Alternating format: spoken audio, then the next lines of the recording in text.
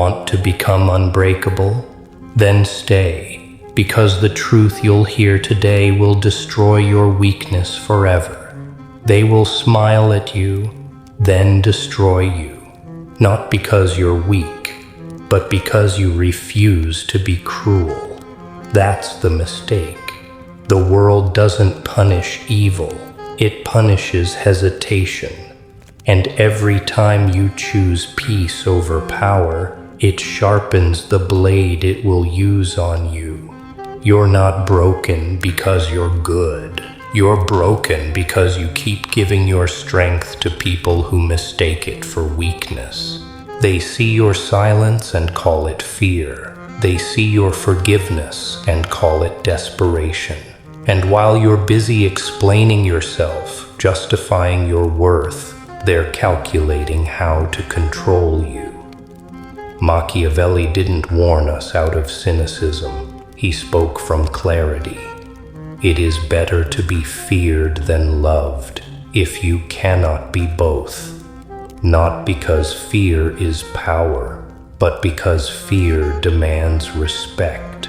And respect is the only currency the ruthless world accepts. This is not about becoming heartless. It's about learning how to armor your heart, because if you don't, the world will break you again and again and again. You're about to learn how to become unbreakable, not with blind positivity, not with empty motivation, but with psychological precision. And once you understand this, you'll never look at your pain the same way again. Drop this in the comments. Strength without respect is a weakness. If this made you think deeper, hit subscribe, because the next lesson might just change how you see everything. But first, you must understand this. The world doesn't care about your intentions. It only responds to your posture. Your pain doesn't earn you compassion. Your kindness doesn't guarantee respect. And your vulnerability, that's just fuel for predators. Here's the brutal truth no one wants to admit. You teach people how to treat you by what you tolerate. You think they crossed the line? No, you moved the line every time you stayed silent. Every time you forgave what shattered your boundaries. Every time you gave a second chance to someone who earned a door slammed in their face. The weak believe that silence earns peace. But in the real world, silence is a green light for manipulation. They don't stop because you're kind. They stop because you make it costly to disrespect you. This isn't paranoia. This is mental warfare. And if you don't play the game, you lose by default. Comment this to lock it in. My silence is no longer free. If you want to stop being used, stop being available to everyone. You don't owe access to anyone. Not your time, not your energy, not your attention. Every time you make yourself easy to reach, you make yourself easy to ignore. Because availability without boundaries always leads to invisibility. The harshest part, the world respects what it cannot control and fears what it cannot predict.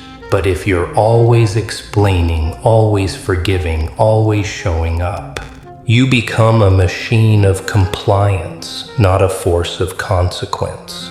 You think you're being good. They see you as weak. You think you're being patient. They see you as desperate.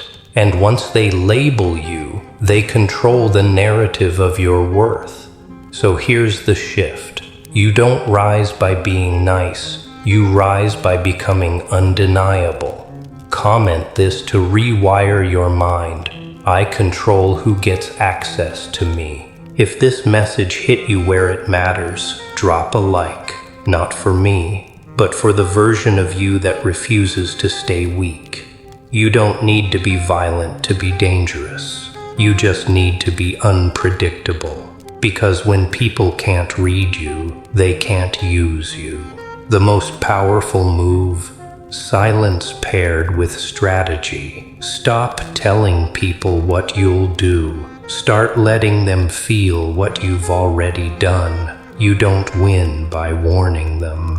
You win by being 10 steps ahead, quietly, consistently, and without seeking recognition. Why? Because attention is addictive, and the addicted are always controlled.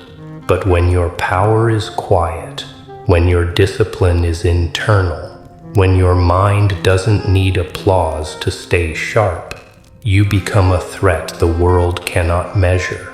So stop proving, stop chasing, start becoming. Comment this to anchor your shift. Let them wonder. I move in silence. Everyone wants power, but no one wants the loneliness that comes with it. Here's the truth. You can't be unbreakable and be accepted by everyone. You can't lead and still crave approval, because leadership demands isolation, not the kind that punishes you, the kind that sharpens you. You grow stronger when you stop explaining your evolution, when you stop begging to be understood.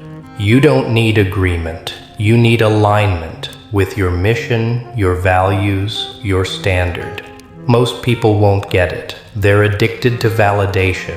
They can't imagine doing something without applause. But applause fades. What doesn't fade? The mindset built in silence, tested in pain, and reinforced through rejection. You don't need to be liked.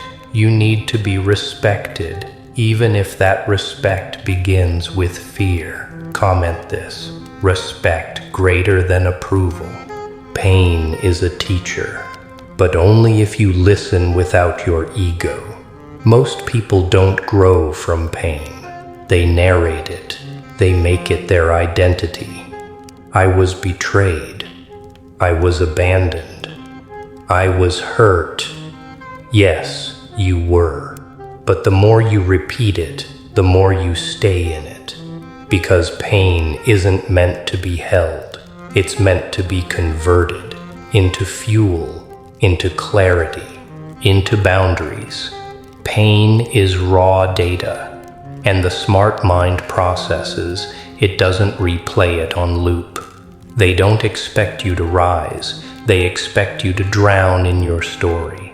So when you rise in silence, when you rebuild without announcement, you terrify them. Not because you're loud, but because your silence proves they no longer have power over your mind. Comment this. Pain refines me. Turn on notifications, because the next insight might not just change your day, it might change your direction. Rebuilding isn't about getting back what you lost. It's about becoming someone who would never lose it again. This is the moment where most fail. They survive the chaos, but rebuild with the same weak blueprint that broke them before. Same habits, same boundaries, same fears, disguised as wisdom. But the unbreakable don't go back. They don't rebuild the past. They upgrade the system. They don't forgive out of guilt. They forgive as a strategy to free their mind, not to reopen the door. They don't set boundaries to feel safe. They set boundaries to filter the weak. Because survival isn't enough. Domination is the goal. Not over people, but over your own emotions, your own reactions, your own weakness. Comment this. I rebuild with precision. Strength isn't loud, it's surgical. The most dangerous people in any room are not the ones shouting. They're the ones observing, calculating, choosing silence not out of fear, but out of control. The world trained you to react, to get triggered, to explain. But reaction is slavery. Every time you react, you reveal your code. And once they read it, they can exploit it. The unbreakable master response, not reaction. They see everything, but they reveal nothing, because the power isn't in being seen. The power is in being unreadable. So next time someone tries to provoke you, don't react. Remember, unpredictability is power. Comment this: my silence is calculated. When you become unreadable, you become untouchable. But that's not the end. It's just the beginning. The goal isn't to just survive the chaos. It's to reshape who you are inside it. Because in a world designed to distract you, the most rebellious act is to stay centered. To be calm when you're expected to explode. To think when you're expected to beg. To elevate when they hoped you would break. Unbreakable minds don't wait for peace. They create it, and they defend it with boundaries, clarity, and ruthless emotional discipline. The world doesn't get easier. You just get sharper, stronger, smarter. Affirm this now. I train my mind to lead, not to break. And if you want the psychological tactics and power strategies to truly build this mindset, watch the next videos, because that's where the real weapons are revealed.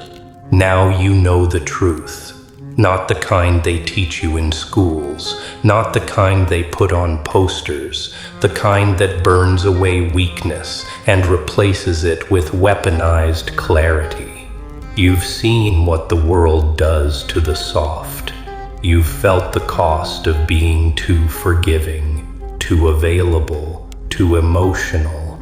But now, you have a choice. You can return to comfort, to compliance, to being predictable, likable, breakable. Or you can stay in the dark, sharpen your thinking, build your edge, and become a force the world fears losing control of. You already know what you should do. The real question is, will you do what's necessary, even if it makes you the villain in their story?